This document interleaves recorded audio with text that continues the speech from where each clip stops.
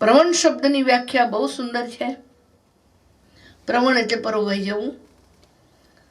પ્રવણ એટલે થોડુંક ક્રમ નિમ્ને, એટલે કોઈ પણ વસ્તુ આમ ઢળતી હોય ને, પ્રહ્વ કહેવાય એને. એ ઢળતા ઢળતા ઢળતા ઢળતા એકદમ ઢળી જાય. એવી રીતે પ્રભુના ચરણારવિંદમાં મીણ થતું મન, દાસ ભાવથી નમ્ર થતું મન પ્રભુના ચરણારવિંદમાં એકદમ ઢળી જાય અને એમાં પરોવાઈ જાય. એ સેવાની ડેફિનેશન છે. તો આ એક વૃત્રાસુર જેવા આસુરી માણસે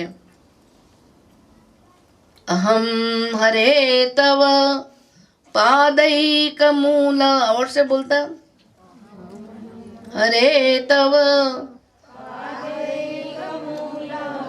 દાસાનુદાસો ભવિતાસ્મિ ભૂયઃ મનસ્મરેતાસુ પતેર્ગુણાંસ્તે ગૃણીત વાક્કર્મ કરોતુ કાયઃ.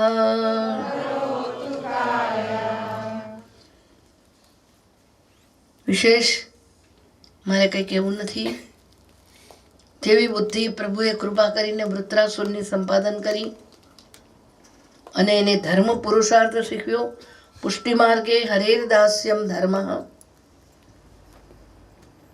આ દાસ ભાવ આપણા હૃદયમાં જાગે અને દાસ ભાવથી શરૂઆતની અંદર આપણે ભગવત સેવા કરીએ અને દાસ ભાવ વિશેષ ખીલતો જાય ત્યારે એમાં સર્વભાવની પ્રાપ્તિ થાય છે. સર્વદા સર્વભાવેન ભજનીયો વ્રજાધિપ સ્વસ્યાયમેવ ધર્મો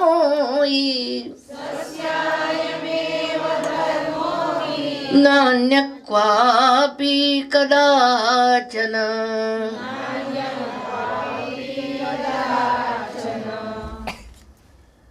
ચતુશ્લોકીની અંદર પુષ્ટિ માર્ગનો ધર્મ પુરુષાર્થ શ્રી મહાપ્રભુજી આપણને શીખ્યો છે.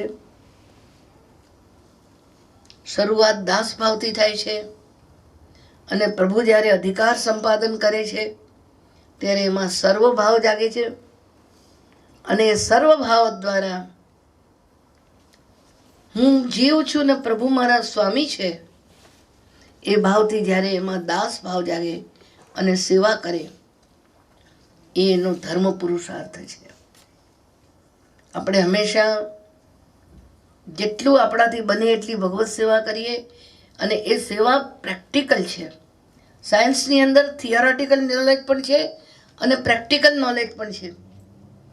સિદ્ધાંતો જે બધા ગ્રંથોમાં સમજાવ્યા છે એ થિયોરેટિકલ નોલેજ છે, પણ સેવા એ પ્રેક્ટિકલ નોલેજ છે જેના દ્વારા આપણું જીવન સબ્લાઇમ બને, પ્રભુ પરાયણ બને, આખું દૃષ્ટિકોણ બદલાવા લાગે, મનની ભાવનાઓ પરિવર્તિત થવા લાગે. બહુ સુંદર સર્વનિર્ણય નામના ગ્રંથની અંદર શ્રી મહાપ્રભુજીએ આપણને ટીચિંગ આપ્યું. જો ભગવાન સર્વત્ર બિરાજે છે તો આ જેને તું મૂર્તિ કે છે એની અંદર પણ છે કે નહીં? ઈશાવાસ્યમિદમ સર્વમ, જો કણકણની અંદર છે તો આમાં પણ હોય જ. તો તારી બુદ્ધિ એક ઠેકાને કોન્સન્ટ્રેટ કર. એ મૂર્તિ નથી, એ સ્વરૂપ છે, ભગવાનનું પોતાનું જ રૂપ છે, એવી બુદ્ધિ સ્થિર કર.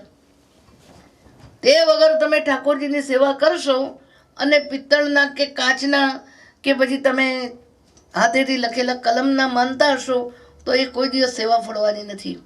ઘણા માણસો કહે છે કે હવે અમે શું કરીએ, બહારગામ જવાનું હોય એટલે અમે બસ 2-4 બંટા ગોળીઓ બધું મૂકીને બહારગામ ચાલ્યા જઈએ છીએ. ત્યારે હું એને પૂછ્યું, તું ઠાકોરજીને સમજે છે શું? તો શું કરીએ? પછી એને હું પૂછું છું કે તારા બાળકને તું શું કરે? એક કોટડીમાં પૂરી અને એ બાળકની પાસે બે ચાર ખાવા પીવાની વસ્તુઓ મૂકીને તું ચાલ્યો જાય તો એના છોકરાઓને થોડું મુકાય. જો તારી આટલી આત્મીયતા તારા બાળકોમાં છે, એટલી આત્મીયતા તારા સેવ્ય સ્વરૂપમાં કેમ નથી? તારે ત્યાં સેવ્ય કરીને બિરાજ્યા પછી એ કઈ પિત્તળની મૂર્તિ, પથ્થરની મૂર્તિ કે એવી કોઈ મૂર્તિ નથી. એ સાક્ષાત ભગવાન છે. સર્વનિર્ણય પ્રકરણમાં શ્રી મહાપ્રભુજીએ શીખ્યું કે જ્યાં હસ્ત છે ત્યાં હસ્ત, ચરણ છે ત્યાં ચરણ. આખા સ્વરૂપની અંદર તમે ભગવત બુદ્ધિનું સંપાદન કરો, એની સાથે તમારા મનનું એસોસિએશન કરો, અને એ તમારું સર્વસ્વ છે. તમે ઘરમાંથી બહાર જાઓ તો એને કહીને જાઓ કે લાલા હું જાઉં છું. તમે આવો ત્યારે પણ એને કહો કે હું આવી છું. તમારું સુખ દુઃખ બધું તમારા ઠાકોરજીને તમે કહી શકો છો. એની સાથે તમે વાતો કરી શકો છો. એ સાંભળે છે, બોલે છે, બધું જ કરે છે. આપણી બુદ્ધિ છે જડ છે, એટલે સ્વરૂપને આપણે સમજી શકતા નથી. એટલા માટે જે આપણો ધર્મ છે, ભગવત સેવા ભગવત ભાવથી કરીએ, પૂર્ણ સમર્પણ સાથે કરીએ, સ્નેહ સાથે કરીએ, અને એ પ્રભુના ચરણોમાં આપણે કોટાનું કોટી વંદન કરીએ, નમ્ર ભાવે કરીએ, દાસ ભાવે કરીએ, અને આપણા ઘરના આત્મીય સ્વજન તરીકે કરીએ. જ્યાં તમે જાઓ ત્યાં એ ઠાકોરજીને સાથે હૃદયમાં લઈને જાઓ. સેવા તો લઈ જ જાઓ, પણ તમે પ્રભુને પણ મનમાં સાથે લઈને પધરાવો. ઘણી વાર લોકો ઝાંપી લઈને જાય છે પણ મનમાં ઠાકોરજી હોતા નથી. કોઈ ઠેકાણે તમે કોઈ સુંદર વસ્તુ જુઓ, તમારા લાલાને બહુ સુંદર લાગશે. કોઈ ઠેકાણે તમને સારી વસ્તુ જુઓ તો અંગીકાર કરાવવાનું મન થાય. આમ તમારું ધીરે ધીરે એમની સાથે એસોસિએશન વધવું જોઈએ, મેન્ટલ એસોસિએશન.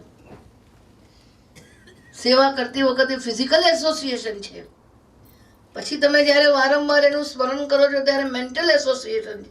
અને એમ કરી કરીને આપણી બુદ્ધિ સબ્લાઇમ બને છે, ઉર્ધ્વીકરણ પામે છે, પ્રભુ સાથે જોડાય છે.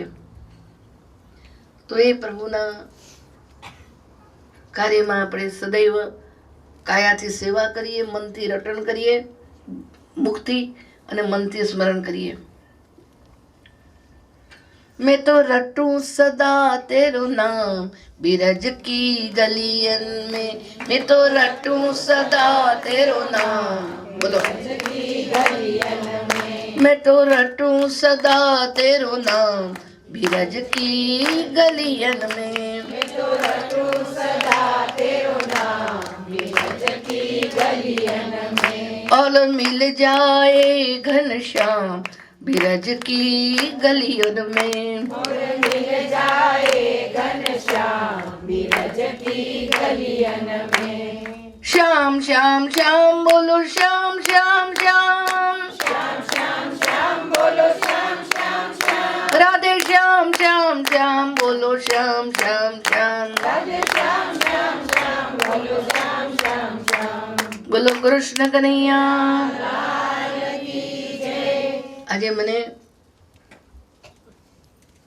અહીં બિરાજમાન શ્રી યદુનાથ બાવા, શ્રી જયદેવ બાવા ને આપના આખા પરિવાર સાથે મળવાનો ખૂબ આનંદ આવ્યો. આવતીકાલથી સુંદર કાર્યક્રમો શરૂ થઈ રહ્યા છે અને એક સરપ્રાઈઝ તમારા માટે છે.